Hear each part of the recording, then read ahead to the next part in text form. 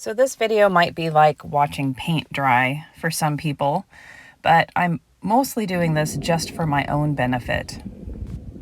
I wanted to be able to watch my progress back working with Kieto, seeing where I'm reading his body language well and where I'm not. So for those who are interested in that kind of thing, this actually might be interesting to you, but for the rest of you, it's probably super boring. So this is Kieto. He is a yearling Lusitano colt. He is the baby of my previously unhandled, feral, past trauma Lusitano mare. I bought the mare while she was pregnant with him and made a ton of progress with her. But what happened when she had him is she reverted to quite a wild state. She was very anxious, very nervous, and very reactive. When I would try to interact with her and her new baby, she would bolt and spook and run him over and knock him over, and I was scared to death that she was going to injure him. So he just didn't get any imprinting whatsoever, and actually the first 3 days, I just stood back and observed and tried to gain her trust back again from the outside of their enclosure. So Kieto was quite wild and difficult to handle when the vet came for his new baby exam. Just absolutely bucking and definitely a bit of a wild child. As his mom started calming down again, Kieto got a little more interested and curious in being with people and started interacting. He soon started to like being scratched. He especially liked his butt rubbed, and I knew I could always approach him from the hind end, which was a little concerning, but he really wasn't much of a kicker at all. So that was always how I would approach him, is walk up to the hind end, start giving him butt scratches, and then work my way forward. Unfortunately, he didn't want me anywhere near his face and then would run off. Mom was not helpful because she would always be in the way, and then if I was trying to do too much, she was always getting nervous and translating that nervous energy to him. I knew I needed to get a halter on him and to start getting a handle on his training. So we led him and his mom into a stall and then blocked his mom out of the stall. And between Rusty and I, it took 2.5 hours to get a halter on him. But we were successful, and I was having him leading around the paddock a bit with his mom and was just working on that a little bit. And then he got out of his halter, and I was not able to get the halter back on him. By this time, he was no longer following his mom anywhere, so we couldn't use her to lead him into a stall because he would just run back to the paddock. I was getting super frustrated and finding myself not in a good mindset when I was working with him. So I asked some other people just to go in and work with him and groom him and build a relationship and try to get a halter on, and no one else was able to do it either. I ended up deciding to just kind of take a break from the whole thing because I was going at it with kind of a bad attitude, and he was being very, very defensive with everyone. So we brought my round pen from home and set it up in the paddock, and I take Perfetto out and bring Kieto in. He just follows me in there because he actually likes hanging out a little bit. He just doesn't like any pressure. So this is day 1 of me trying to get him comfortable with me touching and working around his face. And I figured the flag might be helpful. I wasn't really surprised that the flag didn't scare him because he is quite a brave colt. And I bring a lot of stuff in and out of the paddock for the colts to play with, including a big ball. And they've always just had stuff around, but I was a little bit surprised at how he just didn't care about the flag on his face at all.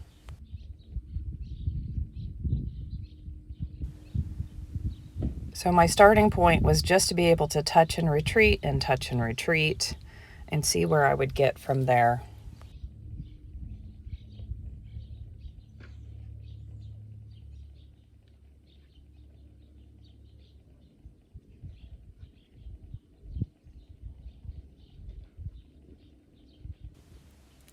You can see that he's not afraid of me, and this has always been the frustrating thing.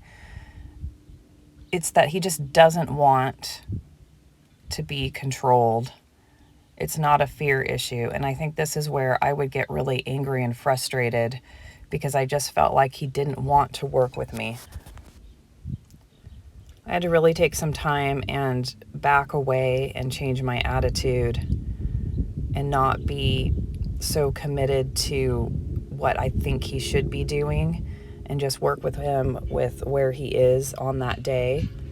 And just watching this back, I can see that me coming in after a break with a fresh attitude has changed a lot of things. I also think there's a little bit of maturity going on in him. I remember when Perfeito was about a yearling, he went through a phase where he was a total jerk. He would bite and kick and strike and be extra sensitive and reactive. And now he's just the sweetest thing ever. So I was really hoping that maybe if I took some time off and stepped away from the situation, that maybe we would go into a new phase in his maturity. And I think that that is what's happening here a little bit as well.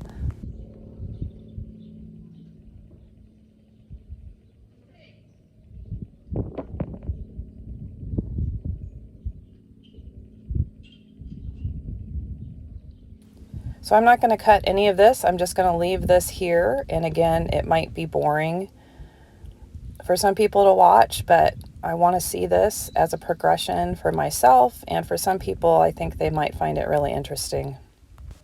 This is the first time I'm watching this back as well, and I'll just jump in if I have any comments.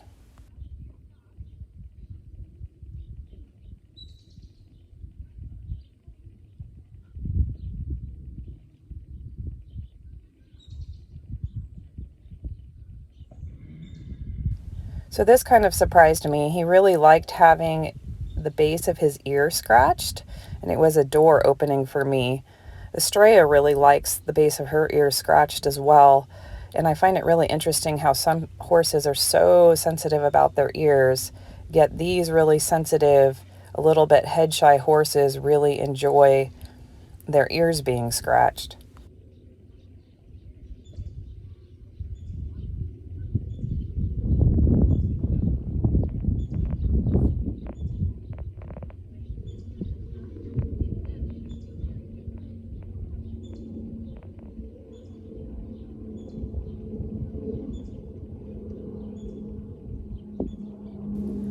So I try to push a little bit because, again, he's not afraid. He's just setting his boundaries of how he wants to be touched and how he doesn't.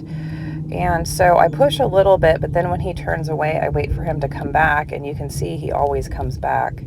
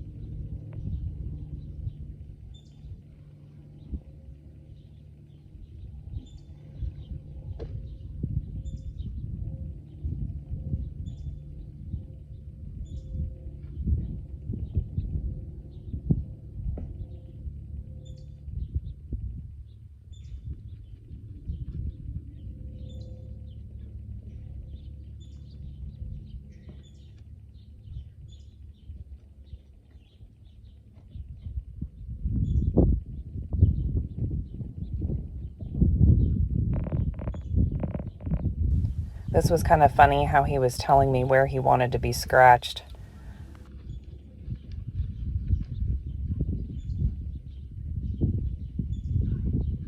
I felt like I just needed to walk away a minute and let him come back to me and kind of change what I was doing.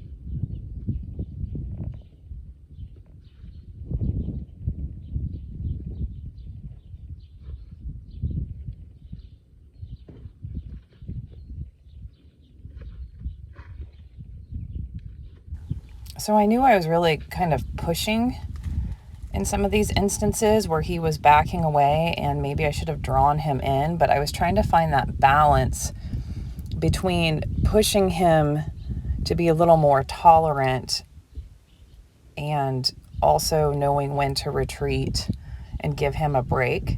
Because again, he's not scared. He's just kind of being a turd about it, saying, don't touch me, don't touch me, don't touch me. And so just kind of pushing where is that limit where he will come around or where he will disengage. And I think sometimes I kind of guessed right and sometimes I kind of guessed wrong.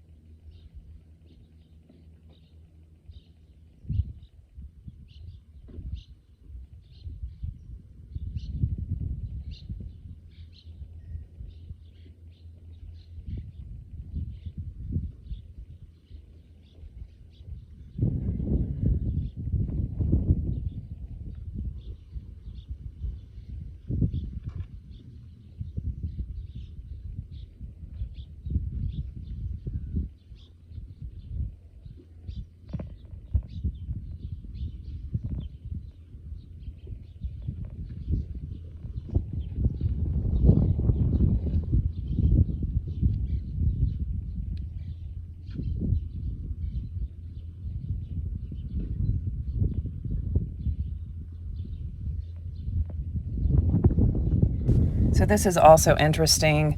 Having two hands come at him was a lot more invasive to him than just having one hand. And it goes back to him just not really wanting to be grabbed or controlled. And that has been his personality since he was born.